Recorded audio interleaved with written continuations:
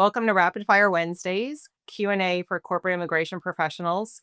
I'm Kimberley Robidoux, a partner in our San Diego office, and I'm joined as always by Miki Matrician, co-managing partner of our Boston office. How are you doing this week, Miki? Well, how are you, Kim?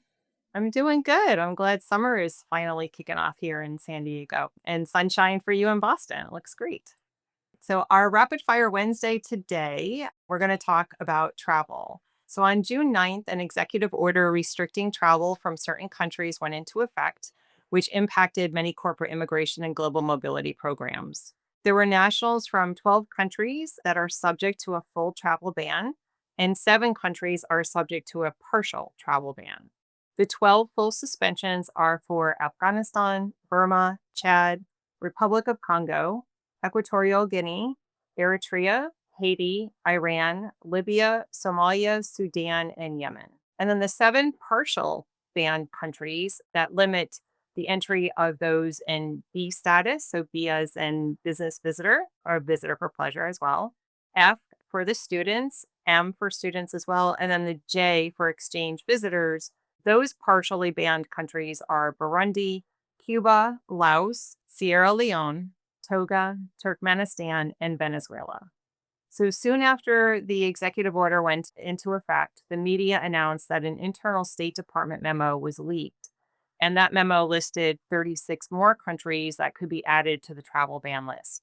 So these countries were given 60 days to comply with the Trump administration's benchmarks and requirements.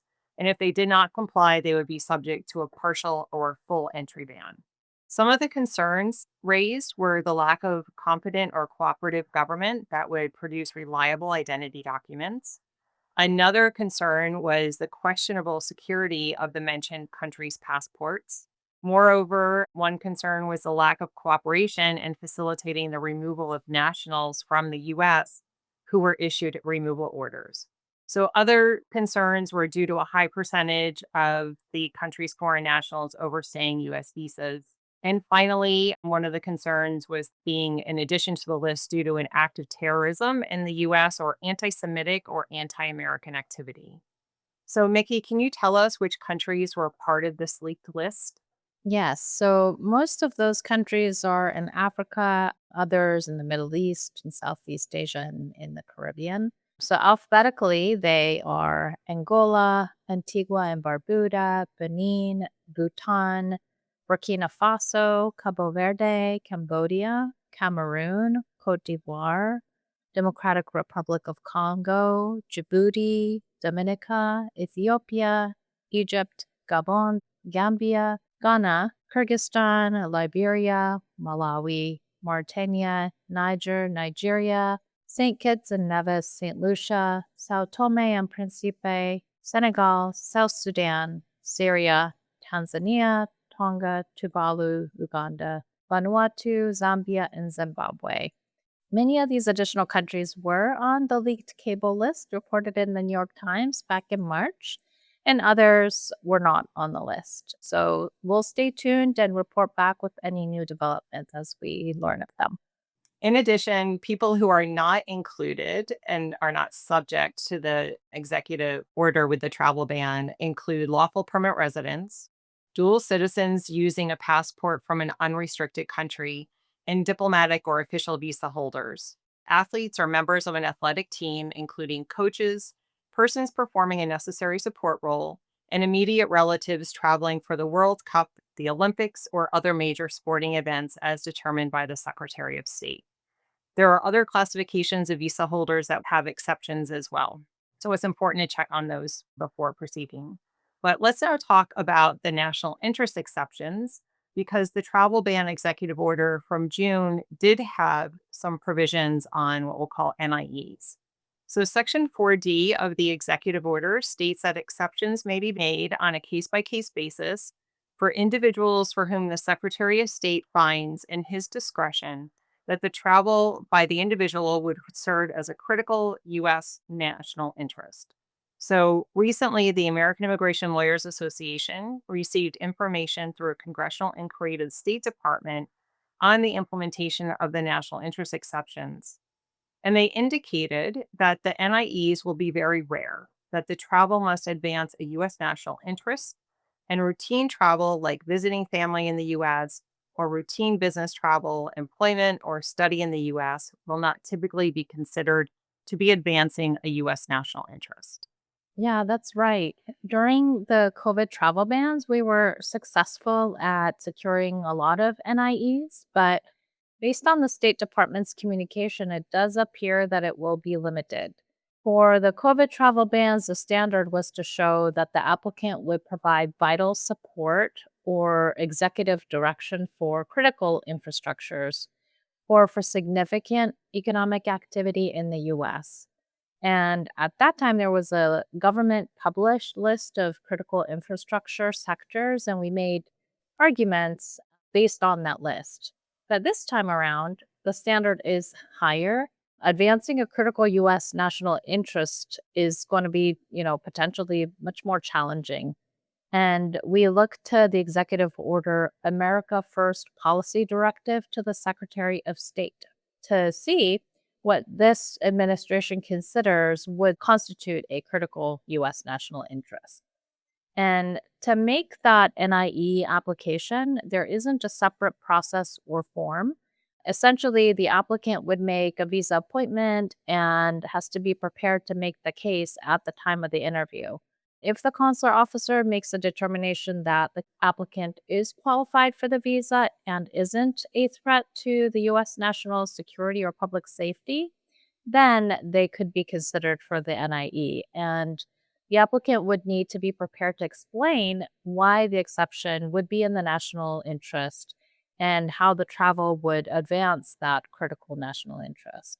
And it's also going to be important to show why there's an urgency to travel. So there should be ample documentation to support those assertions. We think that the process could look similar to the Afghan special immigrant visa process, which is reviewed by the consular post's chief of mission, who then would forward the application to the Department of State for approval. The State Department has indicated that the NIEs would not be approved for weddings, attending school, and like Kim mentioned, employment or routine business purposes. They've also said that financial or personal hardship would not qualify either. Yeah, so those are significant restrictions on NIE that we hadn't seen during COVID. So it's important for companies to consider and consult with their immigration counsel if they believe they have an employee travel that would qualify for the NIE.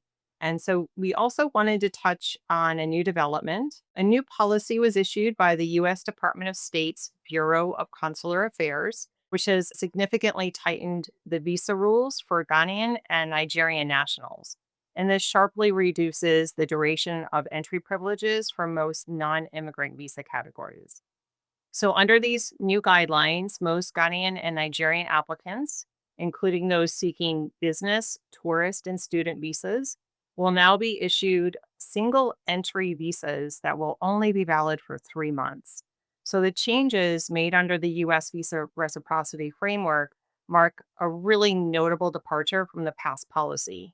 So, previously, many applicants from these countries could obtain multiple entry visas lasting from 1 to 5 years. So, with the policy now in force, there will be increased costs, delays, and paperwork for students, entrepreneurs, and tourists that have been accustomed for many years to the multiple entries into the US using a single visa.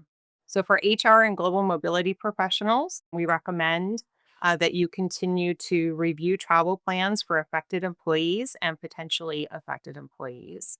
Also, review new recruitment efforts involving nationals from the listed countries if those candidates are abroad or do not have visas on the date of the ban back in June. And then also coordinate closely with legal counsel before any international travel is booked. We also recommend that companies revisit their internal mobility protocols to ensure that they're tracking nationality and visa status accurately, especially for those relying on self reporting or minimal automation. So, we track those for our clients' employee populations and can provide reports quickly so that it keeps the global mobility and HR professionals, in a situation where they can have that reports readily available to see who might be impacted. Yeah, and this is also an opportunity for employers to proactively assess visa dependent roles and consider adjustments to their talent strategies. And we're here to support with compliance planning, workforce impact reviews, and internal communications as well. And then one more item to be aware of after the passage of the reconciliation bill is, that the law includes a new $250 visa integrity fee for non-immigrant visa issuance. This fee applies to all non-immigrant visa applications. The law says that the Department of Homeland Security can reimburse the fee after visa expiration if the non citizen demonstrates compliance with the visa requirements, including not accepting unauthorized employment, or if the non citizen departed the US within 5 days of the admission period, or extended or adjusted status during admission. And how this will play out is uncertain at this time. And it's unclear what agency will collect the fee and if it will only be able to be paid using a US bank account. So there's a lot of unknowns. What we do know is that the fee is in addition to the current visa fee that is to be paid by non immigrants for their visa issuance. Yeah, it's a really good point, Nikki, because I know some of these issues weren't raised with all the news that was going on with the reconciliation bill. So thanks for bringing that to everyone's attention. With that, I guess it's a wrap for this week's Rapid Fire Wednesday. And we'll continue monitoring for court developments, agency guidance, and then provide updates in future episodes as we hear of them. So, as always, for latest updates to the immigration landscape, please follow WR Immigration on their LinkedIn, as well as Mickey and my individual profiles. And then we also transcribe each and every episode of Rapid Fire Wednesday and share it through our weekly newsletter, which you can subscribe to. The link to subscribe can be found in the video description. So, thanks for joining us, and we'll see you next time. Have a great week, Nikki. You too, Kim.